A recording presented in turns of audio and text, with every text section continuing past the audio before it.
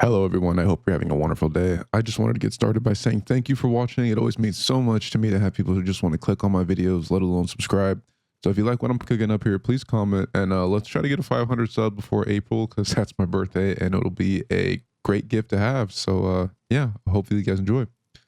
So if you read the title, I think it's obvious here where I'm going to go with this, but if I told you that wasn't the case at all, I'm not sure if you'd believe me. Now, I know the low-hanging fruit here would be to bring up Star Citizen's PC requirements, which will have you on your knees after hearing about how much RAM costs these days. Maybe degraded server performance that has its enemies teleporting across the screen and items teleporting all over your inventory every time you try to combine a stack or move it with shift click. Or even the key mapping screen that looks like you need a master's degree in physical science to even take off in your spaceship. No, what I'm talking about is the lack of basic focus on game design principles and what feels like the complete lack of player-centric design. Let me explain. To begin, let's start with the first part of basic design principles. We've all played video games before, so I just want to play a little game with you guys to see if this makes sense. So I want you guys to tell me if you've played Star Citizen before, what this item is on screen, and I'll tell you what it is if you haven't. If you guess that this is a loot container, you'd be correct. It has your basic loot in it, and I'm going to show you another container on screen, and I want you to tell me what this one is. Okay, now if you said loot container, that's wrong.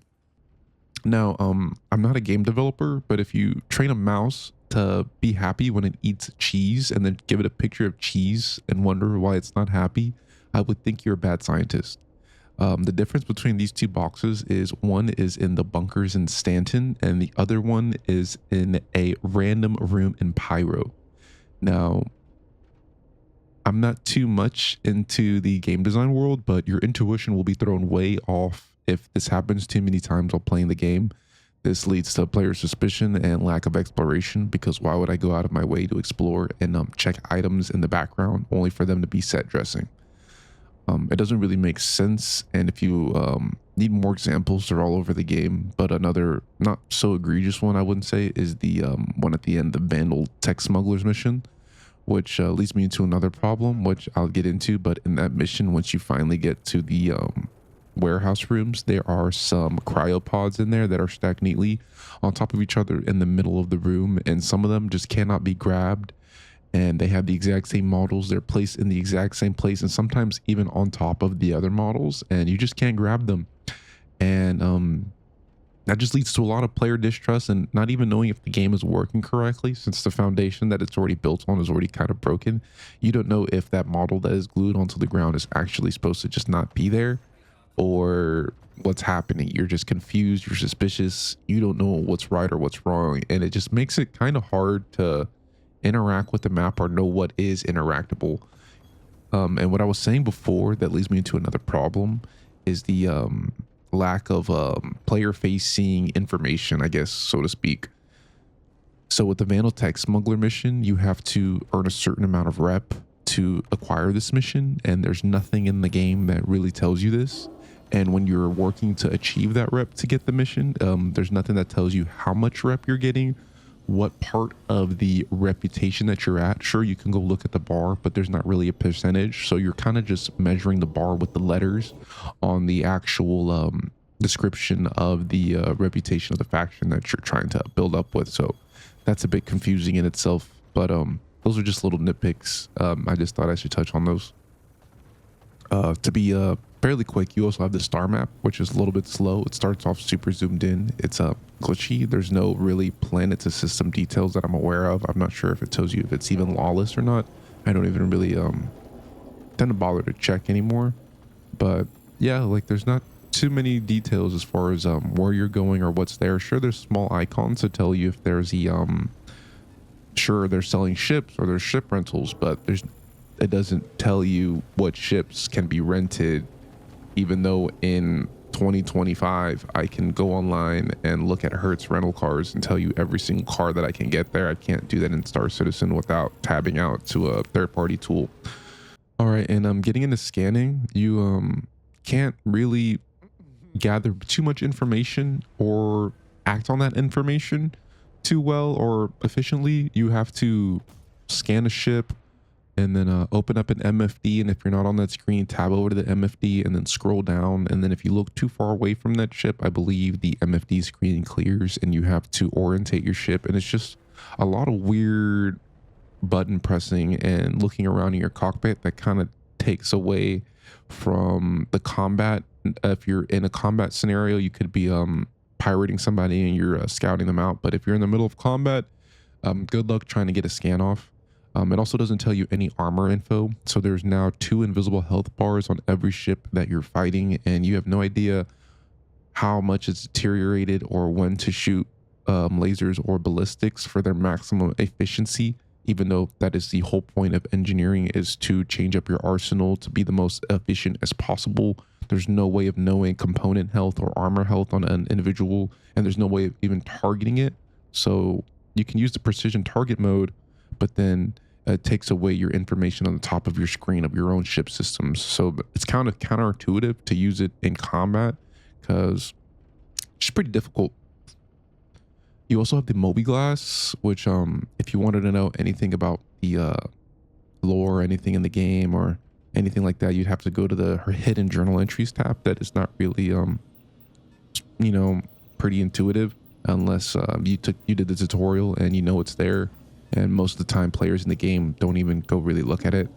I said before, there's no really progress tracker on Reputation, so you don't know how much you're getting or where you are standing with that faction.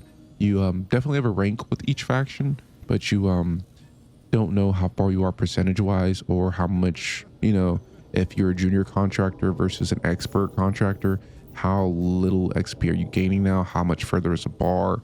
What's the percentage looking like? You have no idea. You're just take the bigger contract and hopefully you get more bar filled up and line it up to the letters. The comm tab also isn't too great.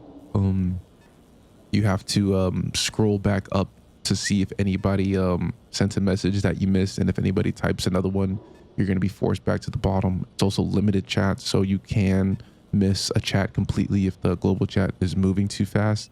And if the server list is too big, if there's too many players, you can't scroll down to any of the lower names to find people on the server. You have to manually type them in. I'm not sure if you can even do that in game. You have to go back to the menu, which is a little bit redundant. But with even all this said and learned, you can also come back to players' concerns of CIG not even being able to make a game with the complete lack of, I'd say, player-centric design. I know they're going to be touching up on org tools coming up in the year of 2026, but I think it's kind of embarrassing that they don't have one yet. It's been, I want to say 13 years, 14 years, and there's still no first-party org tools. If you're a commodity trader, you'll have to go to a third-party website to plan out your routes. And there's no way of doing this in game. There's no way of looking up what stations are selling what commodities, or which admin offices have what, or what are the best rates on refineries, or all that stuff. It's just all third-party. There's no way of looking at it in game. It just makes the game harder to play. And this information isn't exactly easily accessible. Some of these websites literally have tutorials on YouTube on how to use them. So that's just not fun. There's constant wipes in the game, which would be fine if you were able to keep your reputation or had some sort of incentive to build up towards before the wipe. Maybe if you hit an X amount of reputation with a certain org, you get an account bound armor that, it incentivizes you to play the game between the wipes. As of right now, everybody is not a player. You are a tester, and this is a live testing environment. This is not a game. There's lack of money sinks as well. So if there was a reward for playing the game long term and you did hit those reputation rewards, you'd be loaded with cash and you'd be bored out of your mind, because there's literally quite not enough things to spend your money on once you get the hang of the game. There's also perfectly good features that have been taken away or ignored. So this also makes it a little hard to play the game. They one of the best loops in the game are contested zones, and those have not been working for I want to say about a year now, coming up with the release of 4.0 last year. Contested zones were supposed to be these small extraction zone maps in the game that had you go into different locations, all culminating in a final fight at the executive hangars for you to get a free ship.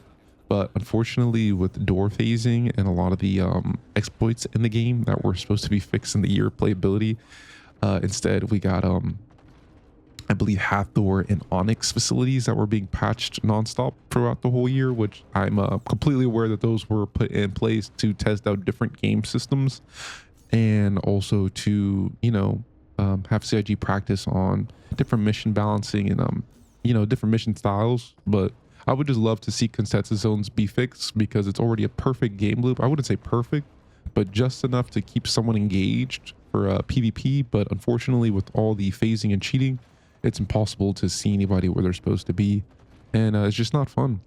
We had commodity price alerts in the game. If you weren't aware of those, it was like a I want to say like a flash sale that popped up on your screen that told you a different commodity price changing, and this was supposed to lead into very organic gameplay where cargo haulers would be chasing the best prices and the best sell rates.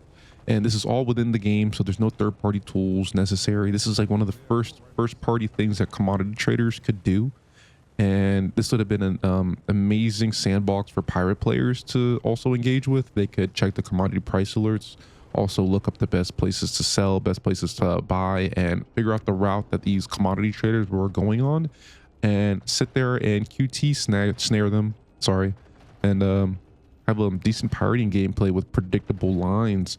And this would have led to, commodity players being more wary, jumping off grid to get off of the main travel lines or hiring escorts as CIG wants us to do so badly.